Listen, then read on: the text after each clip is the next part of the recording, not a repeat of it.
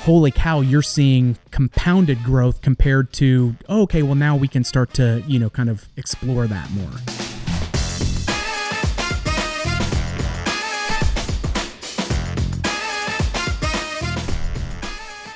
Hi, I'm Russ. And I'm Danny.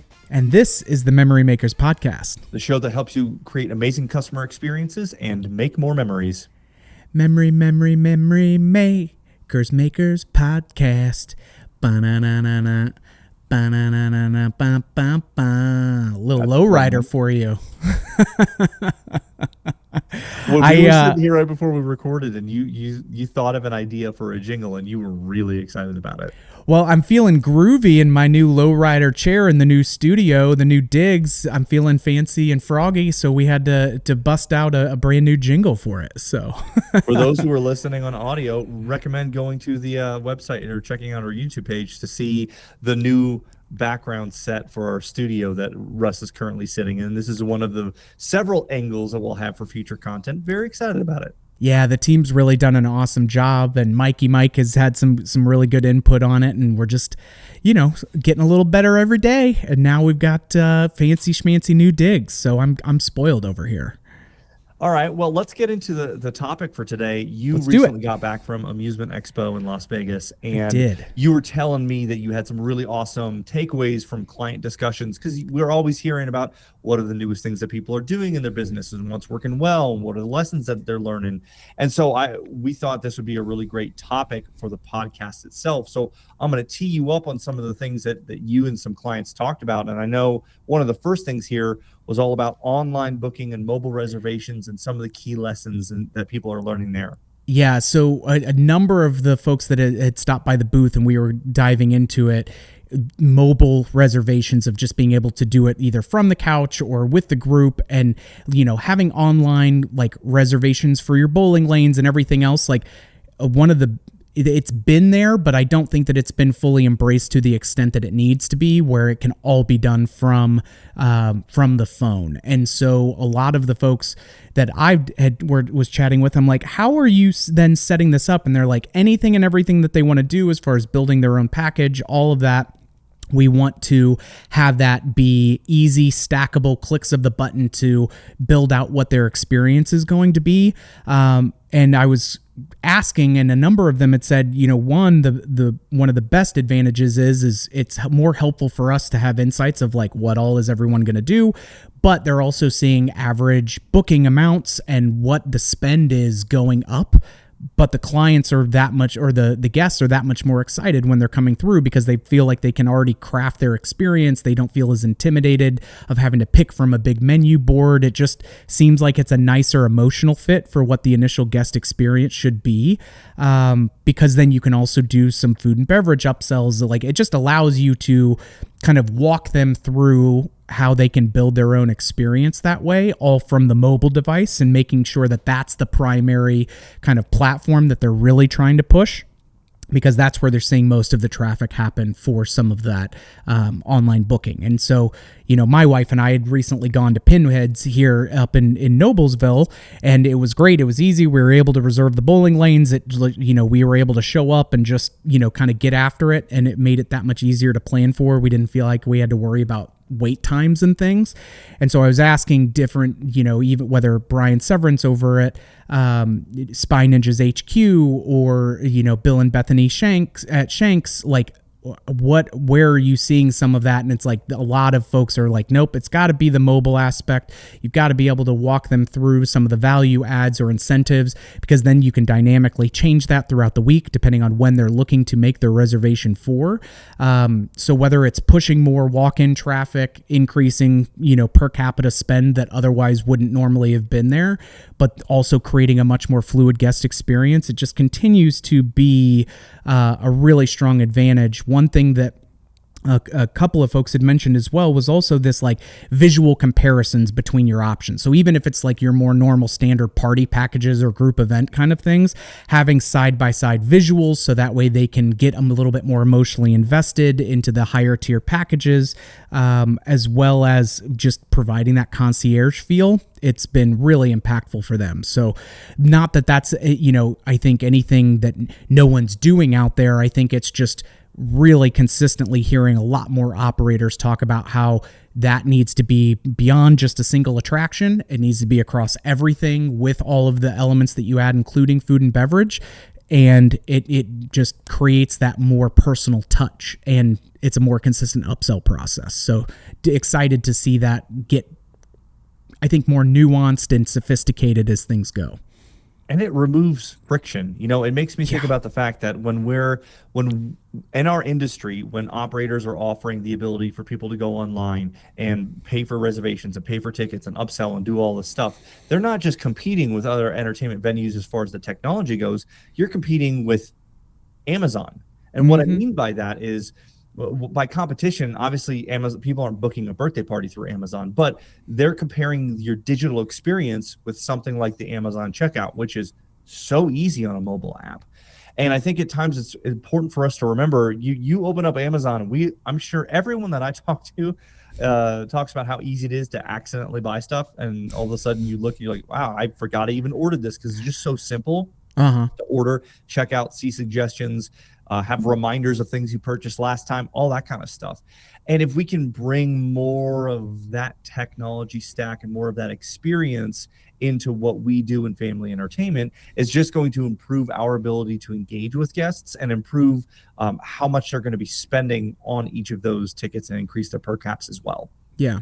Well, and it's also interesting too, because if you've maybe been in business for a long period of time and this is something that you are prioritizing and making more of a thing, like, great. Well, that's one more thing now that you can put on your social media and your outreach channels and your marketing side of, hey, like, build your own experience and use some of that kind of phrasing and positioning for it. One, it gets brand exposure, but it's also like letting them know that you're trying to make things more tailored for the guests to come through. And so it's a great two birds with one stone of, yes, it will drive people to actually come and use the platform, but it's also just a good brand recognition.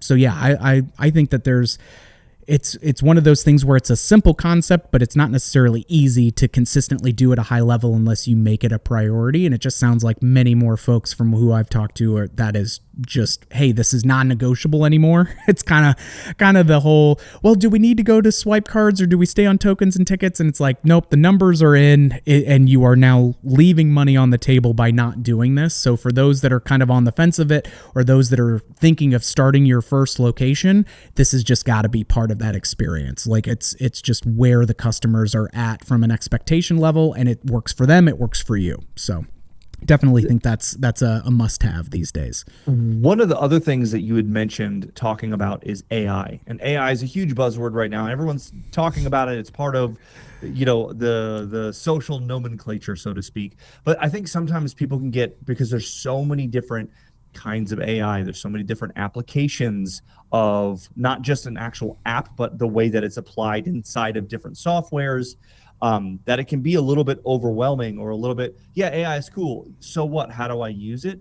And so I want to hear your takeaways, but I will go ahead and plug a little teaser that at the upcoming Amusement 360 event that we're going to have at the end of April here, we will have a couple of presentations on AI and how you can use that to become more efficient, more profitable, and improve your marketing. So if you're interested in that, check it out at amusement360.com. Shameless plug. Take it away, Russ, with your points. Well, and we did an episode with Laura Zorn earlier this year. It was episode 123 if you want to check it out. And Laura was there. She was also at Amusement Expo doing some talks on AI and just how she's been using it at Bravos and their location.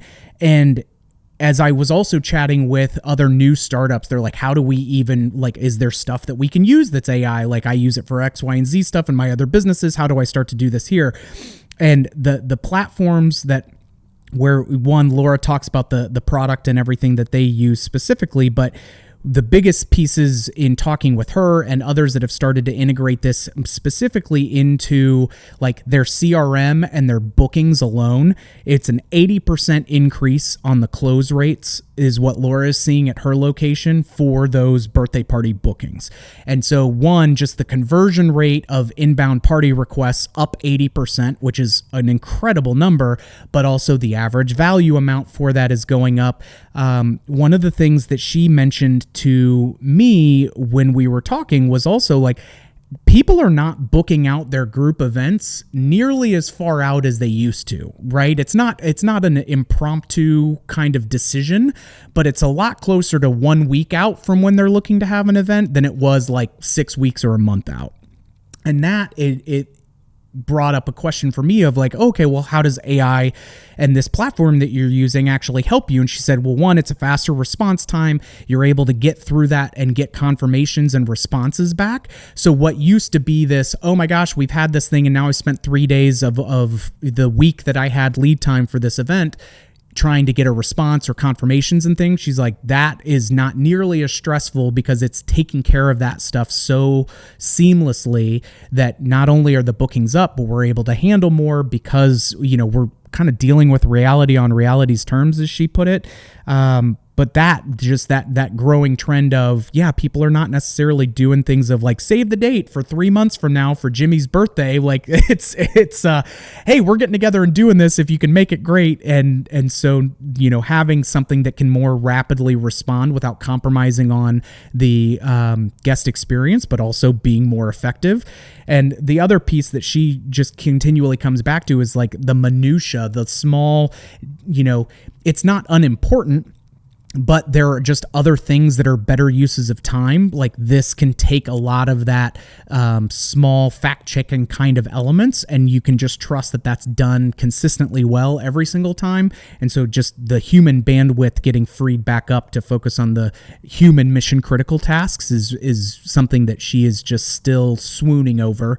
And I certainly agree. But that to me is just like, the 80% increasing on your group bookings and pre-scheduled events and stuff alone, and just being able to, immediately send them an email or a text depending on their preferred message. And it can work on that stuff in the background while you're, working on other things that are more important, or just require your attention, I should say. It's a nice, booster to that. And I'm excited because she's going to be at 360 as well. And I know that she's chatting and doing some things with Embed on kind of where they're seeing it on the enterprise level, where they're seeing it in some of the a la carte platforms. Like I'm super excited for that content at 360 because it's definitely a game changer that does not require nearly the kind of fog of war or, trial and error, because the platforms have been working towards, okay, this is how AI can work really well towards a small business that is, of our industry. And so I think that having that tool alone, when over the last couple of years people feel like, same store sales or our numbers aren't quite where they are, holy cow, well, if we get something where now we're booking 80% more of those opportunities than we were before, like that's a surefire way to counteract what some of the other market trends may be impacting the business. The 80% boost is obviously a awesome stat, but for me, the other thing that jumps out, because I'm fascinated by human psychology and human behavior, is the booking group events. Instead of doing it 1 month or 6 weeks out, a lot of them are now 1 month out, or 1 week out. I'm sorry. And hearing, I want to talk to more operators to see if a lot of people are also experiencing that. And I would just be fascinated, and maybe this is content for a future episode we do, what's driving that behavior from customers, because it's not just happening just because there's something as part of the way that they operate and the way that they think that's driving the changes in that behavior. And we don't need to speculate on what that is right now, but I just find that a really fascinating piece. Yeah, it would be interesting to deconstruct the spring roll a little bit and look at it of like, hey, is that because there's so many, like, are we just as a culture more and more scattered, and so we're playing whack-a-mole with a lot more things all at one time, and so it's kind of inherently forcing that hand? Or is it just because more and more venues are more readily available at the fingertips that you don't feel like you necessarily need to plan out as far ahead with it, And if it's something like a kid's birthday party or something, I'd assume if you're trying to get the kids' class members and stuff to come in there, you're going to need a little bit of a heads up with it. But, especially as you also see a lot more of the young adults looking for their social competition kind of nights out and things, I think that's also pushing for it a bit more, where it may be, we haven't thought through what we're doing for our quarterly, team building activity. Oh, let me pop online and see what actions what things I can look up. So I definitely agree with you. There is a fascinating human factor that drives what that is, and I'm sure it's a number of things, and we'll have to do some digging to see what's correlations versus causations. But agreed, it's definitely a noticeable trend, though, that it is just not nearly the lead time that you would otherwise normally have for some of that. Now, company Christmas gatherings and those kinds of things, sure, there are plenty of folks that are planning a bit more for it. But I think if my anecdotal bro science moment of the episode would be that I think people are just doing a lot more in different directions. And so, oh, shoot, I got to do that. And now it's easier to do it in a shorter amount of time. So it's kind of positive reinforcement to a natural behavior then. Let's talk about return visits, because obviously we want to get more customers in the door. Any of these centers want to do, but it's easier to bring an existing customer back in an additional time in a calendar year than it is to find a brand new customer. Yeah. And you're talking about different value adds that operators are doing in order to bring people back in the door again once they've already been at the venue and experienced one or more of the attractions. Yeah, so I was talking to Zach Johnson, not of Revved Up Fun, other Zach Johnson, who has a mini golf and axe throwing and pinball and a restaurant in kind of 4 different spots within a mall. So he's got this kind of multiple nodes within one bigger, kind of area. One of the biggest things that he said that they're focusing on is what are kind of end of experience, callbacks or, bounce back type offerings that we can do. So that way they're not going to spend it like, oh, hey, you just got, $10 more on your gift card. Okay, great. I'm going to burn that now and get, a few more redemption pieces. But specifically making sure that the touch points and the kind of callback, whether it's game cards or a food and beverage voucher or something, especially during the weekday traffic, to try to drive them to come back more on the weekdays. Doing a lot more of that of how do we get some of these vouchers, these coupons, these game cards, or follow up, to the visits, so that way before they leave, you've got something in hand for them that is a branded component that will be a nice physical reminder that they will see to come back, and that they can't use it in that visit. It doesn't get activated until the next day. So if you're doing branded game cards, those are set to be activated, the next day or whatever that stack is that you're handing out.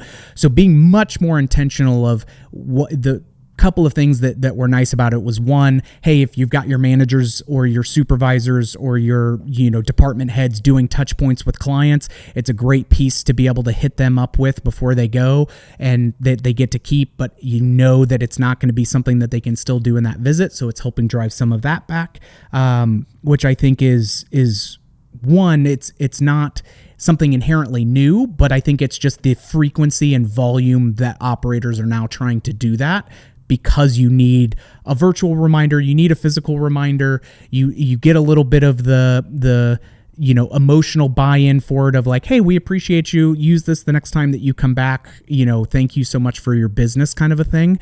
And it's really much more of a marketing tactic, but also, again, that, hey, if I'm connecting with the people on the floor and we're making a good push and making sure that everybody gets, checked in on, and that we're making sure they have a good time, great. Here's just that nice extra piece to have them. Like, I literally had it happen where I have the pinheads from when Tiff and I went bowling. Like, I've got my pinheads, game card that I was given for my next visit that's in the cup holder, like in my little center console piece. And then I'm seeing that on a regular basis because I want it there. So that way I don't lose it somewhere else and it's not in my desk drawer and I can't use it when I'm ready to actually go.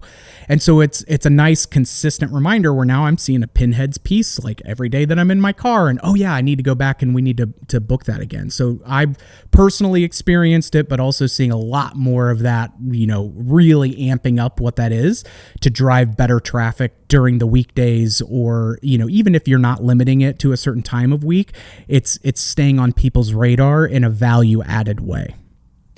You had mentioned that it acts as a reminder, and it's almost like a marketing piece, and it's a physical and a digital piece combined together. And one of the things as a marketer myself that I pay attention to, and I don't remember the exact stat, and you'll find different numbers, different places, but there are stats about the number of exposures a person needs to a message before they're going to take action on it or before they'll make a purchase.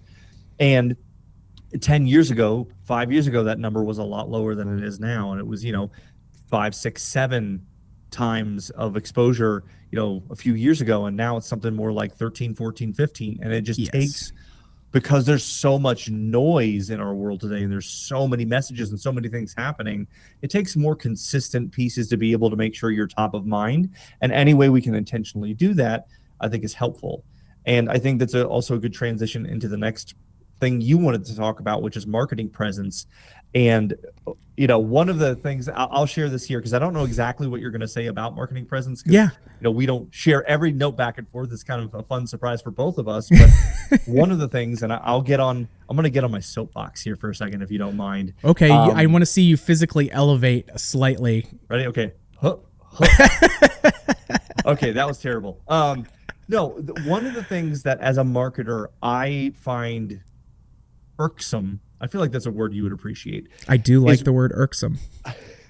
When I go to, I'm looking at different operators' websites, and I go to their social media pages, Facebook and Instagram and other pieces, and I look at their images, and it bothers me when all of the images are basically just a giant wall of, here's a special for today, here's a special for this week, here's this thing that you can buy, how many accounts do you, as a listener right now, how many do you follow that the only thing that account posts is specials and you enjoy that content?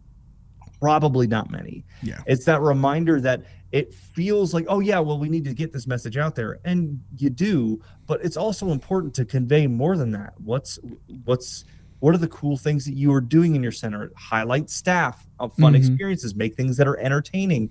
That's the point of social media. The social media is not designed to be a wall of advertisements of specials. It's designed to engage people. So just as a reminder, and if anyone is frustrated by me saying that, sorry, but that's how I feel. Well, but you know what? Some really groovy ways that you can do that is like, and showing your staff, like highlighting their favorite attraction or their favorite game within the arcade, like having them go and play it and expose it and have it be almost not a Dora the Explorer, right? Like insert your favorite, because some places it's not that age group, but having one of your staff members go, hey, what's your favorite game in the arcade? And then they're showing, okay, well, I like Big Buck Hunter because of X, Y, and Z, or, oh, I like Papa Shot because, and showing them do that. And whether it's that, or it's the go-karts, or it's the bowling, or different things, like even if you only have 3 different kind of main attractions, or with some food and beverage and things, like there are different menu items on the food and beverage side that you can highlight, and there are different components or different styles of play or different elements within bowling or arcade or laser tag or mini golf or what have you. Like doing a little, like, not docu-series, but a minute and a half or minute long piece of, varied staff members playing and enjoying the games and talking about what is their favorite part. That's real. It gets eyeballs on the cool stuff that you have underneath, but it also shows a staff that cares about what they're doing there too.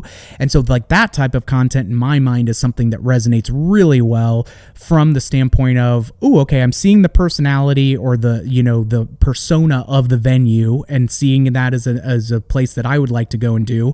But it's also like there is so much more under the hood than what, oh, well, they've got bowling and arcade. Well, there's all different types of bowling games that they can do. And there's, dozens of different arcade games that are in there and different things that are fun for different people. So it keeps that fresh, but allows you to do almost like these little micro, walk and talks that are a minute that you can populate a full year's worth of content very easily by doing something like that. Yeah. And the other thing that you can do if you combine the idea of showing off arcade games is look at your redemption counter and all the cool toys and things that you have in there. Make videos about each thing and why it's interesting and cool. And it doesn't have to be long. It can literally be an 8-second video showing, the splat tomato that's on the counter, whatever it is, all this different stuff. Highlight things that are entertaining and interesting instead of just talking about your specials, so that, like you said, it conveys the culture and the soul of your business rather than just a billboard of please come spend money. Yeah. And I think that's helpful. You know what another cool kind of thing would be, and this is just, little light bulb that went off over my head now, but like I would look at it as, okay, do you have somebody that's really good at one particular game, like the claw games? I'm terrible at the claw games. I know that the games aren't rigged against me. It's just complete user error that I have the low batting average that I do with those. But if you've got somebody on the staff that's really good at the claw games, like have them do a couple of things of, hey, this is what I try to do. This is what you got to look for. Like almost be a caddy for each of those individual kind of components and how to get the best experience or the high score. Or if you've got super savers that are coming in and getting the kayak or whatever it is that you have, like making that a little bit more of a social media content as well. Like show your winners, show your fun staff having a great time with guests. There are so many different ways to make that happen. And again, it's the stuff that you're already doing. You just happen to be doing it in front of a cell phone that's going on your social media channel. Well, you talked about highlighting staff, and I think that's a transition to our final piece that you wanted to talk about, which is looking at your staff and finding the people who are the rock stars, the people who are already performing well, and finding ways to invest more in them with training and development. And there's sometimes people look at that and they say, well, I don't want to train somebody and then they leave 6 months later to go somewhere else, which I understand the downsides of how that feels, but imagine not investing in them and then staying, right? There's two sides of that coin as well. And it's, of course, you want to be able to invest in people so that they perform better within your business. But when you invest in them, even when they move on, remembering the impact that will make in any other job that they have in the future and any other place that they happen to go. Because even if you operate like Craig Buster did when he was out Coconut Bowl, and you have managers who the average tenure is, I think it was like 14 years. Oh, it was above. It was like 23 or 24 years. It was something insane. It was very, very high number. Yeah. Even if you have that culture, which not everybody does, you're still going to have lots of turnover in staff, generally speaking, just because there are people in high school and college who are a lot of the people that you employ who are going to go off to the, quote, real world or move on to other things. And that's just part of it. And that's okay. And remembering that when you invest in your team, it makes huge impacts down the line. And one of the things that both Russ and I got to experience was a general manager in Armando and Pete, the owner of Laser Flash, who invested in us. And then we've taken those skills, we took them outside of the industry, and then we brought them back as we reconnected with Armando. We were back here at Creative Works, and there's so many things that we've been able to build upon because we had leaders who believed in us and wanted to invest in us. Yeah. Well, and one, I think we are especially nerdy about it just with like you running Action Lab and what we do with Amusement 360 and all of that. Like it's easy for us to, again, get back up on a soapbox and be like, guys, this is the right way to do it. Yes. Even from the standpoint of your rock stars that are craving ways to get better and love what they're doing, you're helping them level up their experience.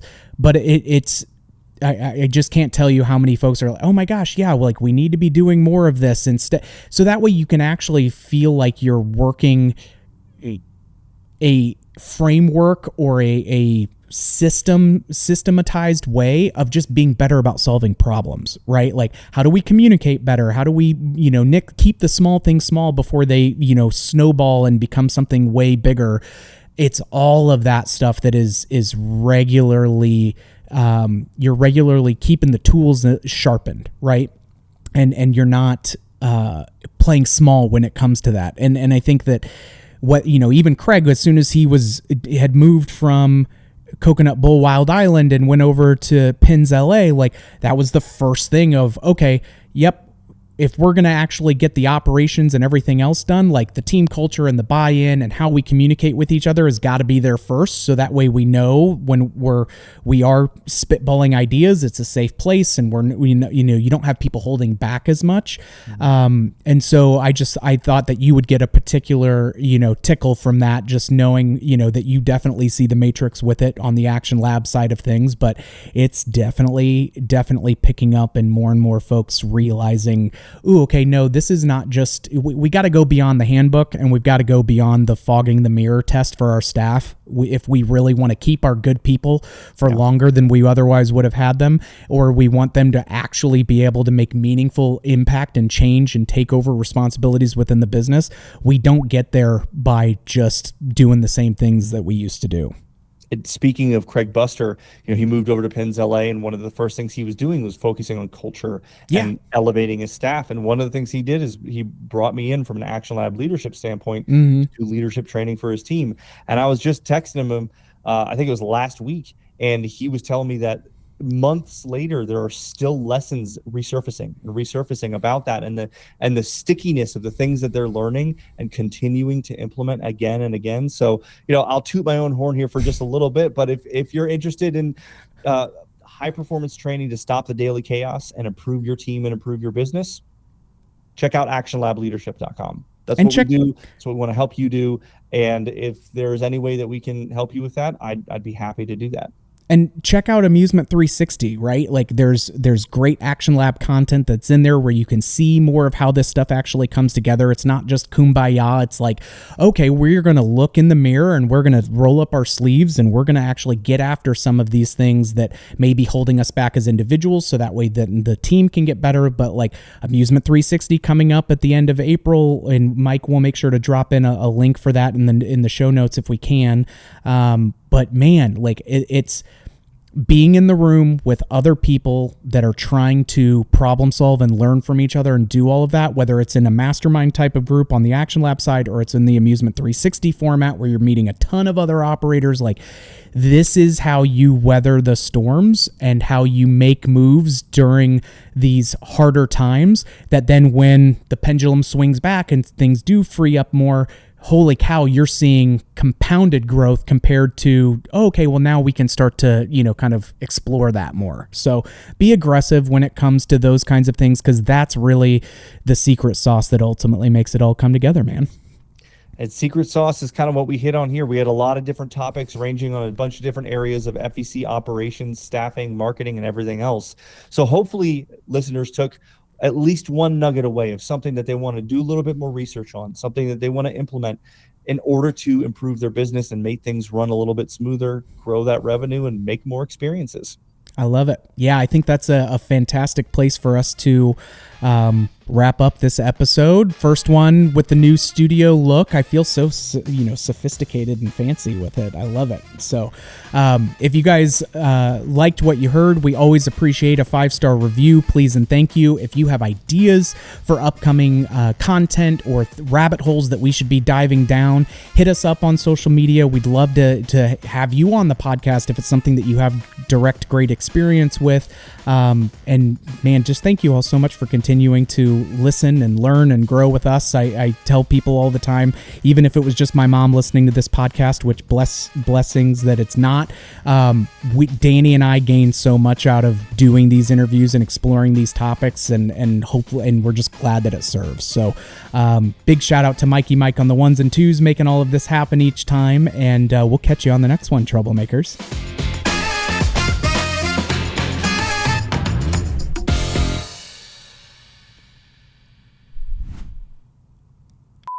Cool.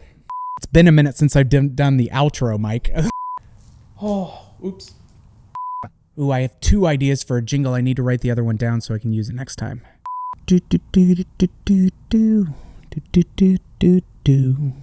Okay, I am ready. Mike, are you ready? Yes, indeed. Okay, cool. Let's do it to it.